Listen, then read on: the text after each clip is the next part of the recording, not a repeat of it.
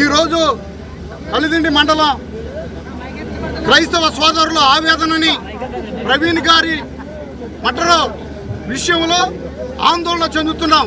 మాకున్న అనుమానాన్ని రాష్ట్ర ప్రభుత్వం వెంటనే చర్య తీసుకుని జరిగిన అన్యాయాన్ని పోలీస్ రిపోర్టు త్వరగా తీసుకొచ్చి క్రైస్తవ సోదరులకి బహిర్గతం చేసి వారు ప్రభుత్వాన్ని నిరూపించుకోవాల్సిందిగా రాష్ట్ర ముఖ్యమంత్రిని చంద్రబాబు నాయుడు గారిని, పవన్ కళ్యాణ్ గారిని, నరేంద్ర మోడీ గారికి విజ్ఞప్తి చేస్తున్నాం.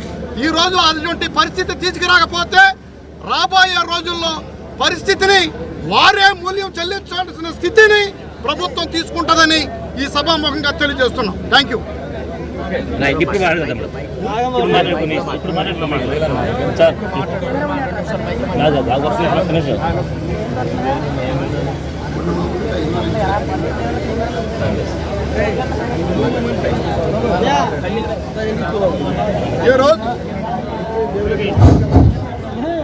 ఈరోజు క్రైస్తవ సోదరులు మరి వేలాదిగా వచ్చి మన ప్రవీణ్ అన్నను మరి అన్యాయం జరిగిన ఆ కుటుంబానికి ఆదరణగా సపోర్టుగా క్రైస్తవ లోకానికి వెలుగునిచ్చిన నాయకుడిని మరి ఏ విధంగా జరిగిన స్థితిలో ప్రతి వారు మీడియాలో వాట్సాప్, ఫేస్బుక్ తప్ప ప్రింట్ మీడియా కానీ ఎలక్ట్రానిక్ మీడియా కానీ అన్ని ఛానళ్ళు ఒక్క స్క్రోలింగ్ కూడా చేయని దుర్మార్గపు ఛానల్ని మనం చూడకూడదు. ఎందుకంటే క్రైస్తవుడు అంటే ఎంత సులకన అనేది మీరందరూ అర్థం చేసుకోండి.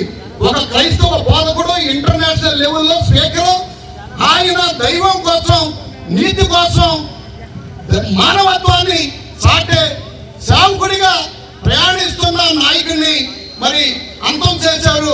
మరి ఆ హెచ్చరికలు చూస్తే, వారు వార్నింగ్లు ఇచ్చిన స్థితిని చూస్తే అది ప్లాన్ మర్డర్గా మేము పరిగణిస్తున్నాం.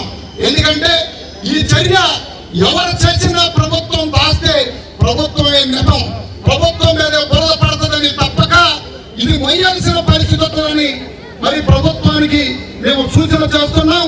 ఈ ఆందోళనని ఇంకా కొనసాగకుండా ఉండాలంటే 6 రోజుల సమయం కాకుండా త్వరగా ఆ రిపోర్టు బహిర్గతం చేసి మా ఆందోళన కార్యక్రమానికి మరి నాంది పలికే విధంగా ప్రభుత్వం చర్య తీసుకోవాలని సభాముఖంగా తెలియజేస్తూ ఈ అవకాశం ఇచ్చిన మా క్రైస్తవ సోదరీమణులందరికీ ధన్యవాదాలు తెలియజేస్తూ సెలవు తీసుకున్నాం. జై We won! We won! We won!